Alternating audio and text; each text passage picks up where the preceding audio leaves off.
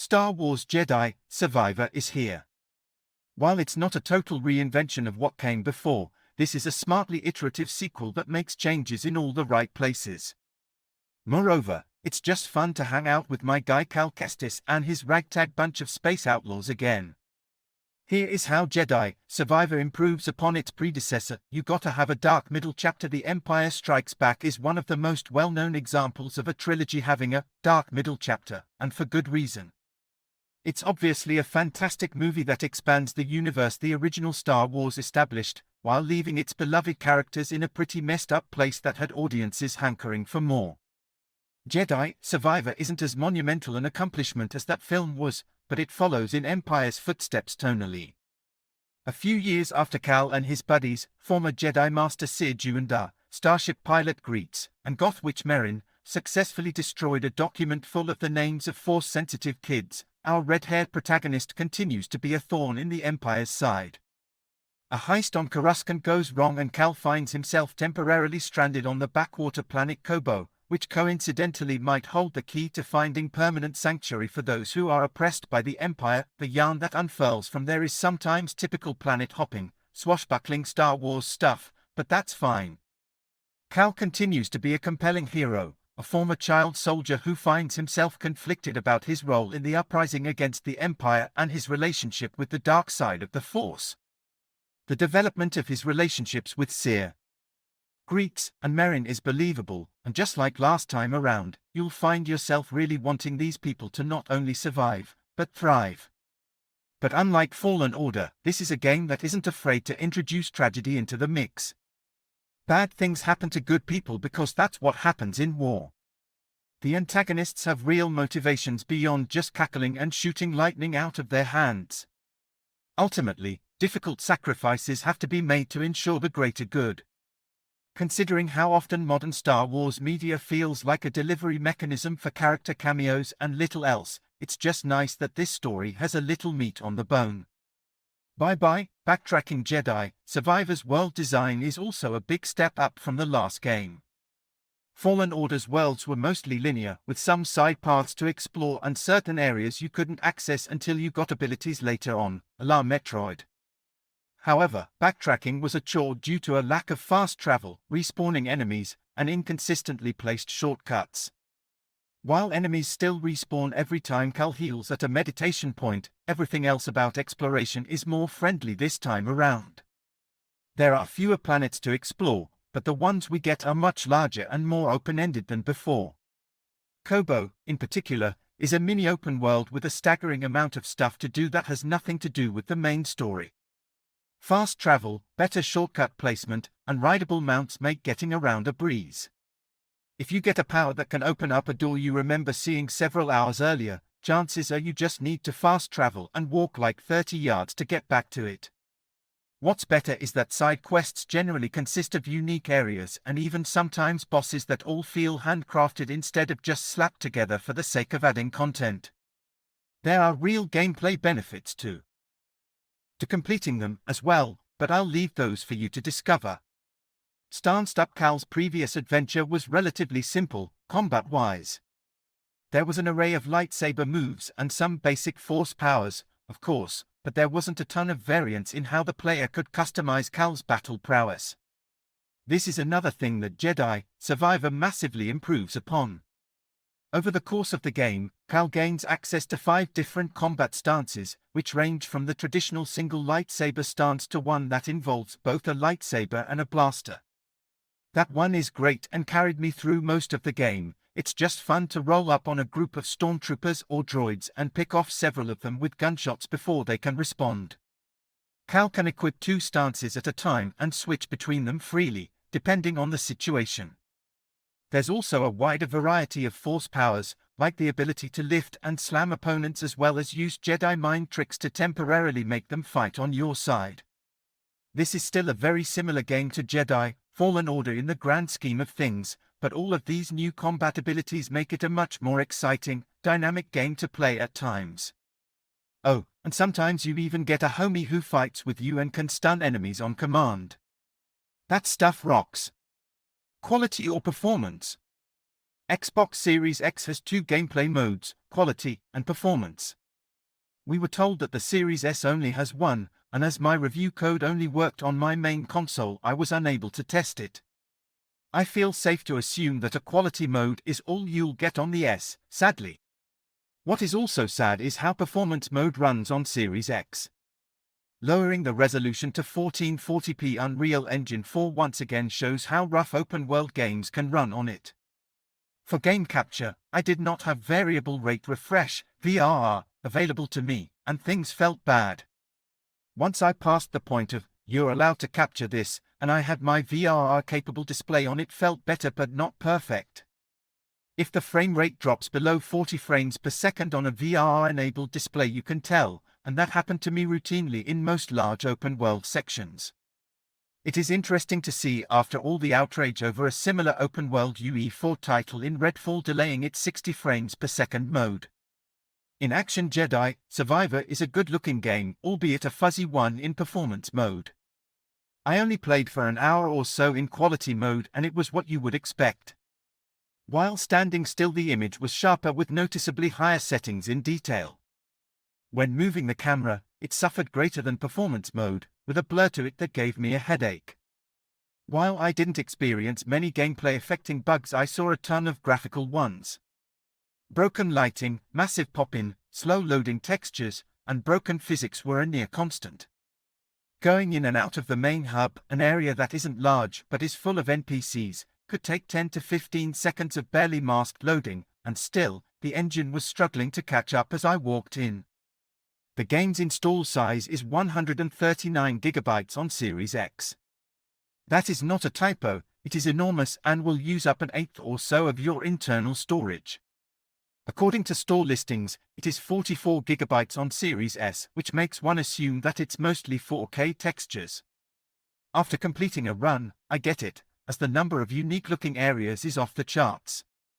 The art team had a field day here, hitting every major Star Wars visual motif, while adding many of their own on top. Coruscant is as epic in scale as you would think, given its City Planet title, and the variety of the other locations is simply fantastic. Overall, Jedi Survivor is a damned good-looking game the majority of the time, but the performance is routinely terrible in this pre-launch build. I have no idea how the Day Zero patch will affect things, so it may be worth checking out some pre-launch streams to see how the game is running on each platform.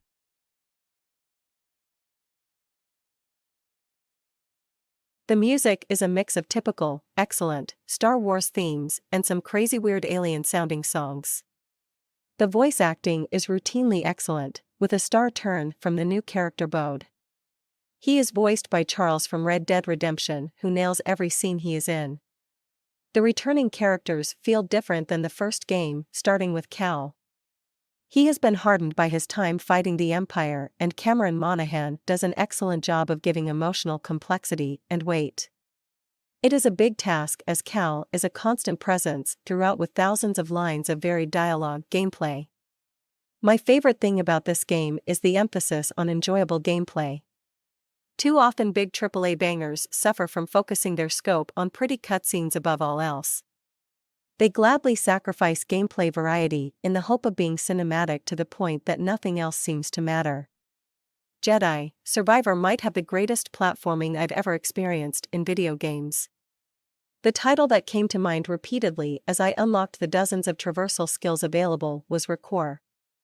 The often maligned Xbox One release had one thing right, and that was its platforming.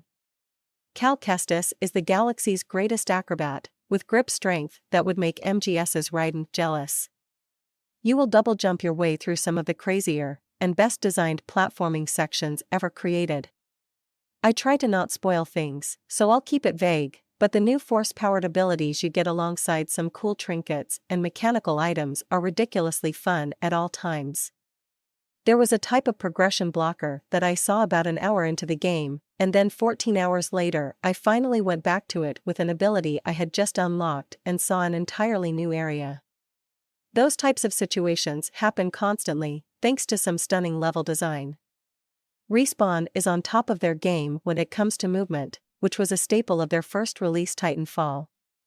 Cal can wall run better than any pilot, double jump into a force dash, propel himself off a floating object with a new traversal mechanic I won't spoil, dash through a previous progression blocker, and have that reset all his cooldowns and do it all again. It both looks and feels incredible, though I was using an Elite Series 2 controller. The paddles on the back were a huge help in never having to take my fingers off of the analog sticks, so it may get a bit tricky if you're not using one. To help with this, there are 5 difficulty modes available. They are, essentially, very easy, easy, normal, hard, and very hard. Parry timing, damage incoming, and damage outgoing are all that they affect. Very easy is damned nearly an invincibility mode, and very hard hooped my ass 10 ways over when I tried it. There are many accessibility options to help those who need them. From time dilation, slowing combat down, to removing fall damage and upping the field of view, it's an impressive assortment. You can make the game as hard or easy as you like, essentially, which is how it should be. Speaking of that combat, the many stances of Cal Kestis. Survivor ups the ante for Cal's tools of destruction by offering new combat stances. Joining his returning single and dual blade options are 3 new ones. First up is the dual wield, where Cal has a lightsaber in each hand and is offensive focused. Next is the crossguard stance, infamously used by Kylo Ren in the sequel trilogy. This stance is focused on defense and powerful, but slow attacks.